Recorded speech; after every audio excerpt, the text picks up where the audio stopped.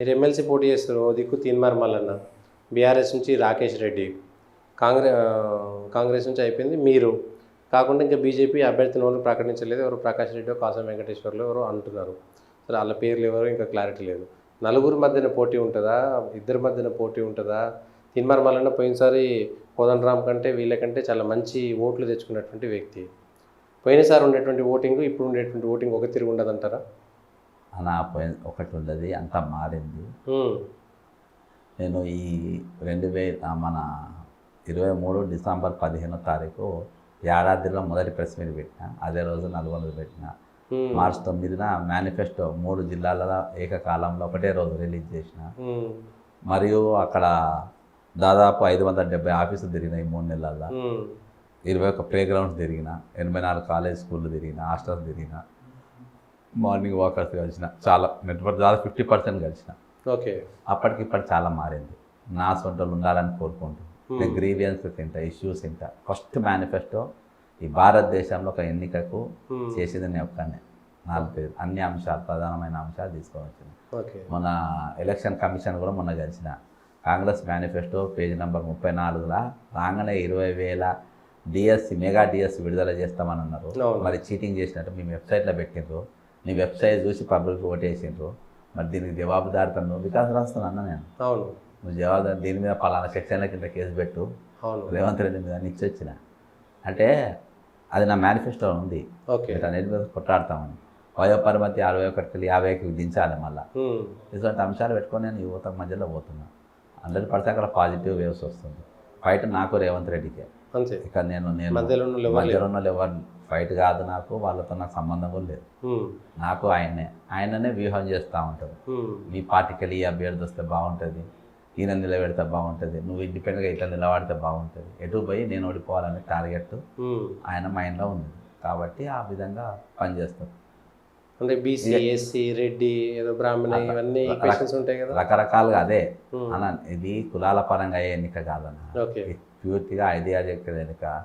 నీకు ఇష్యూస్ పైన మాట్లాడగలగాలి. పెద్దల సభ అంటారు దీన్ని. రేవంత్ రెడ్డి గారు దీన్ని ఇరానీ కేఫ్ అంటారు, కానీ పెద్దల సభ అంటారు. కాబట్టి దానికి పెద్దరికం తగ్గట్టు ఉండాలి. పెద్దరికంగా మాట్లాడేటోడు ఎప్పుడు కులాల వారిగా మీటింగ్లు పెట్టాడు, కులాల వారిగా మాట్లాడతాడు. అది ఏ కులమైనా కదా, అసలు ఎంకరేజ్ చేయొద్దు. అసలు మీటింగ్లకు కూడా పోవద్దు. ఓకే, అది చేయబట్టే ఈరోజు మన దేశమైన రాష్ట్రమైనా ఇంతగానో ఇబ్బంది పడతా ఉంది. కాబట్టి నేను దాని జోలికి కూడా పోతాను. ఈరోజు అందరి వాడిగా నేను ఉండాలి. అందరి కోసం మనం పని చేయాలి. ఈరోజు అందరి కోసం నేను పని చేసిన కదా, ఏ ఇష్యూ కూడా ఎవరి కోసం అని మాట్లాడలేదు. కాబట్టి నేను ప్రజలకి ఇంటికి కూడా పోయినా. ఎవరాలో నేను ఏమవసరం నాకు. కాబట్టి అట్లా ఏం లేదు, అన్నిటిపైన స్పందిస్తా. రేపు పర్సనల్ గ్రీవెన్సెస్ కూడా ఇంత. ఎందుకు పర్సనల్ గ్రీవెన్సెస్ నేను ఇంటా అంటున్నంటే, బిడ్డలు చాలామంది ఆత్మహత్యలు చేసుకుంటారు. ఆత్మహత్యలు కాకుండా వాళ్ళు చేసుకోకుండా ఆపడం కూడా మన ప్రాబ్లం, మన పని, అది ఆ బాధ్యత. కాబట్టి అందుకనే పర్సనల్ గ్రీవెన్సెస్ కూడా ఉంటే చెప్పండి, నేను సాల్వ్ చేయడానికి ట్రై చేస్తా. సాల్వ్ చేయకుండా నా దగ్గర పెట్టుకుంటాను. 4,61,000 ఉన్నాయి ఓటింగ్. అవును, 4,61,000 ఓటింగ్లో బక్కజేసన్కి ఎంత వచ్చేటువంటి అవకాశం ఉంది? అన్ని ఓట్లు నాకు కావాలంటుంది. 4 లక్షల ఓట్లు. 4,61,000 ఓట్లు నాకు కావాలంటుంది. కొత్త ఒక్కరు వచ్చి నాకు ఓటు వేయాలంటుంది. అదే కదా నాకు కావాల్సింది. నాకు 2 లక్షల నాకు 1,30,000 వస్తాయని చెప్పి 3,60,000 మందిని నాకు ఓటు వద్దని నేను ఎందుకు చెప్పాలి? వాళ్ళని ఎందుకు నేను ఇబ్బంది చేయాలి? కాబట్టి నాకు ఎన్ని ఓట్లు వచ్చినా నాకు 4,61,000 ఓట్లు నాకు పడ్డట్టే.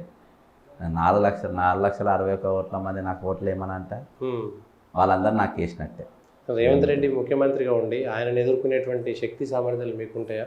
పోయినసారి పల్లారాజేశ్వరరెడ్డి పోటీ చేసినప్పుడు కూడా కేసీఆర్ వాళ్ళ ఎత్తుగడలు దాని ముందు మీలో చిత్తైపోయారు. సో ఇప్పుడు కూడా మళ్ళీ రాజ్యాధికారం ముందు మీలాంటి వాళ్ళు చేసేటువంటి ప్రయత్నాలు సఫలమవుతాయా? అన్న కేసీఆర్ అంతా ఆయన ఒప్పుకుంది కానీ నేను పెద్ద ముఖ్యమంత్రి స్టేచర్ మనిషిని కాదు. నేను ఒక గుంపు మేస్త్రి. గుంపు మేస్త్రి అర్థమైందా? ఆయన టైటిల్ని ఆయన్నే కించపరుచుకుంటూ. కేసీఆర్ ఒక పెద్ద స్టార్ వాడితోనే ఫైట్ చేసినాం మన. అసొంటిది ఈయన పెద్ద ఇదేం కాదు మనకు. ఓకే, కేసీఆర్ కంటే రేవంత్ రెడ్డితో పోరాటం ఈజీ అంటారు.